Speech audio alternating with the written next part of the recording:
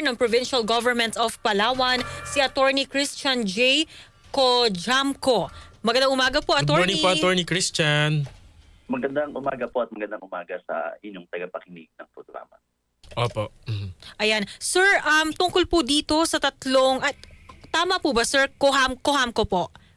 Yes po. Ay, Cohamco pala. I'm sorry po kanina. So, dito po sa tatlong Pinoy na inaresto daw po doon sa China dahil sa pang-iispiya, pwede niyo po ba kami bigyan ng background lang po nitong tatlong Pinoy na ito at bakit po sila nandoon sa China?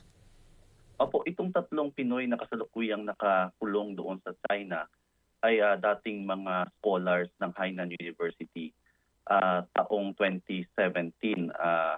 Sila ay nakapagtapos ng kanilang pag-aaral sa Hainan University around 2021. Ngunit bumalik sa Hainan upang magtrabaho bilang OFW. So una po itong naipaabot sa provincial government last October of 2024. Yung kauna-unahang pagkakataon na may naarestong dating scholar ng provincial government of Palawan. Opo. Pwede niyo bang pangalanan, sir, yung tatlo at ano po yung kanilang mga edad o kaya po yung kanilang trabaho o expertise? Opo, ang una pong na-report ay si David Solomon Cervantes at nitong January 2025, pangalawang pagkakataon ay ina-report na nakakulong si Albert Endencia at itong huling Pinoy po taga Palawan ay si Plesardo, isang babae. Natalie Plesardo, March 15. Ito na ipaabot sa atin ng Department of Foreign Affairs. Okay. So hindi sila sabay-sabay. Apo, tama po. Hindi sabay-sabay na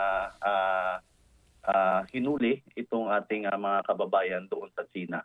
Ang unang pagkakataon last year pa po. Opo. Ano pong trabaho nila dun, sir? Opo, sila magkakaiba rin po yung si David Solomon Cervantes ay dahil nagtapos siya ng pharmaceutical engineering, siya ay nag-apply ng trabaho sa isang pharmaceutical company. Habang si Albert Endencia ay nagtatrabaho sa isang faktorya dahil ang kanya namang tinapos ay Bachelor in Mechanical Engineering and Automation. Habang si Natalie Plesardo ay nagtatrabaho bilang language teacher doon sa Hainan. Okay.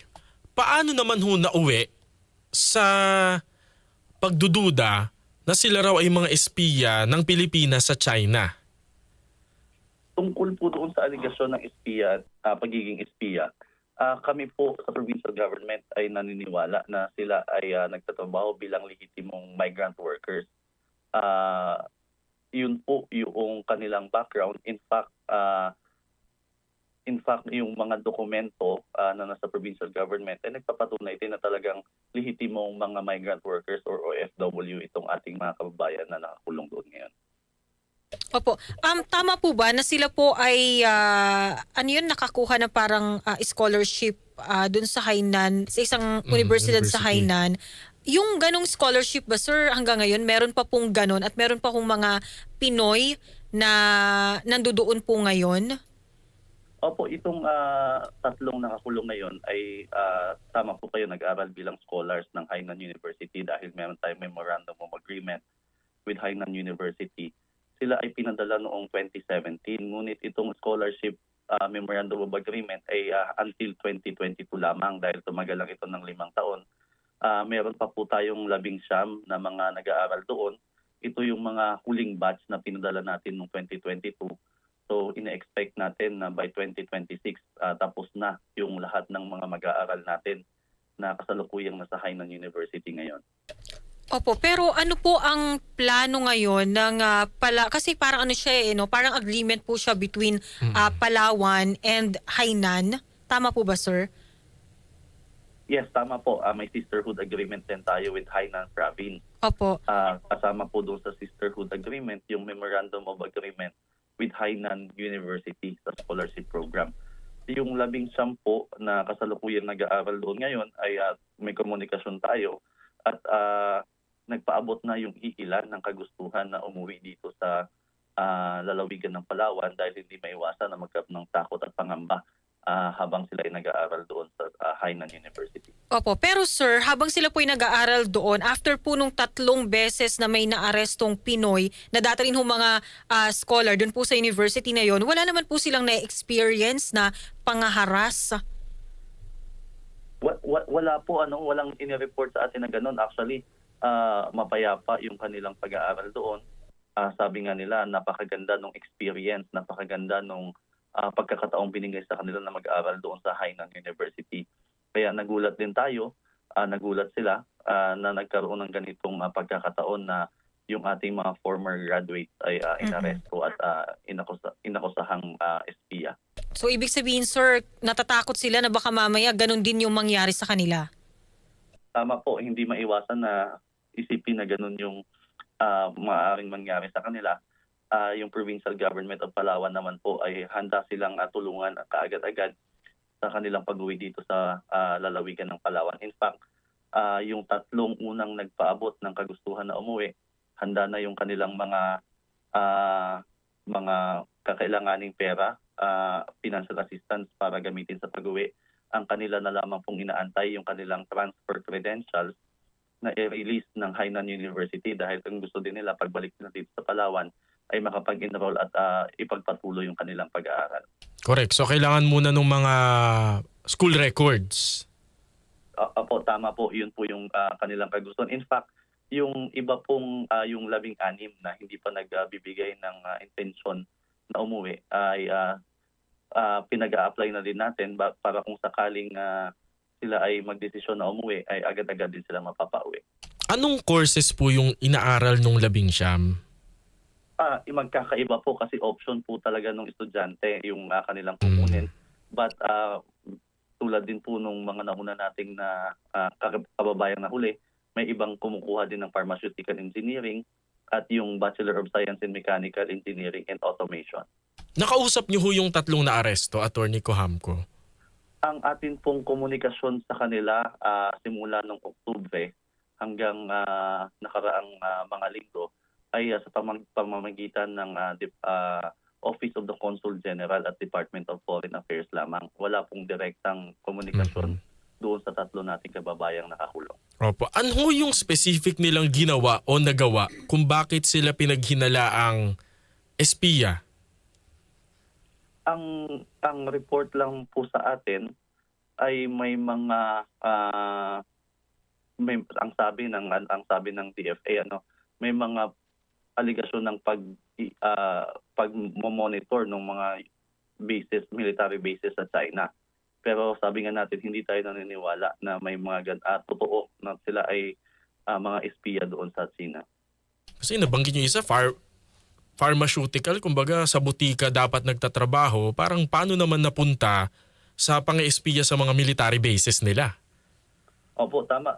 Actually, ito nga po sabi natin, mga graduates ito ng Hainan University. In fact, merong yung oportunidad na magtrabaho sa China na andoon sa kanila.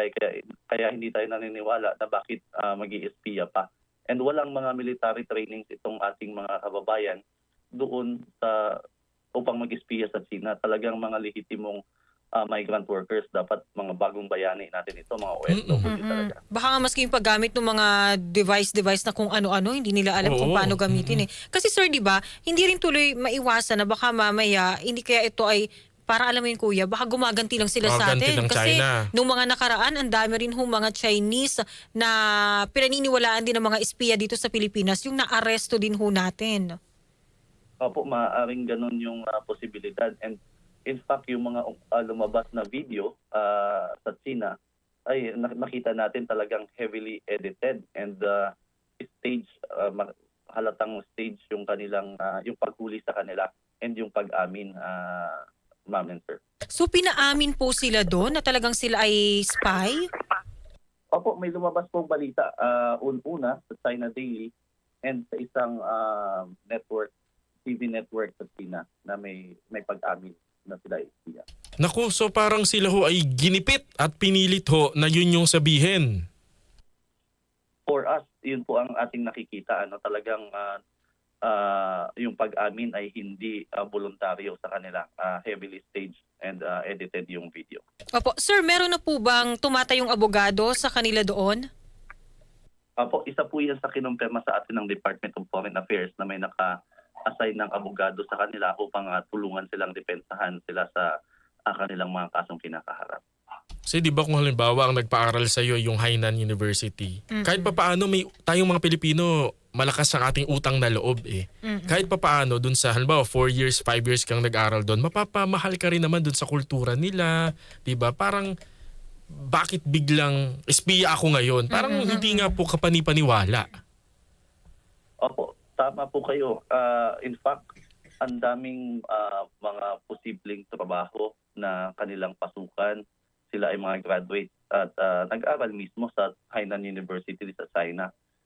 Hindi po biro yung mga tinapos. In fact, si Natalie Pizardo ay tapos po siya ng Masters in Tourism Management. So hindi lang ito mga college graduate, may mga master's degree pa. Oh, sir, dahil po dito sa nangyari ngayon, may plano po ba ang provincial government na kansilahin na po yung sinasabi nyo nga ho na sisterhood agreement between Palawan and Hainan? Opo, isa po yan sa tinitignan natin, yung sisterhood agreement, kung ano ang ating susunod na gawin, kung dapat bang itigil na at kansilahin. Pero yung memorandum of agreement po ng scholarship with Hainan University ay nag-expire na noong taong 2022 dahil sabi nga natin may termino lamang na 5 taon.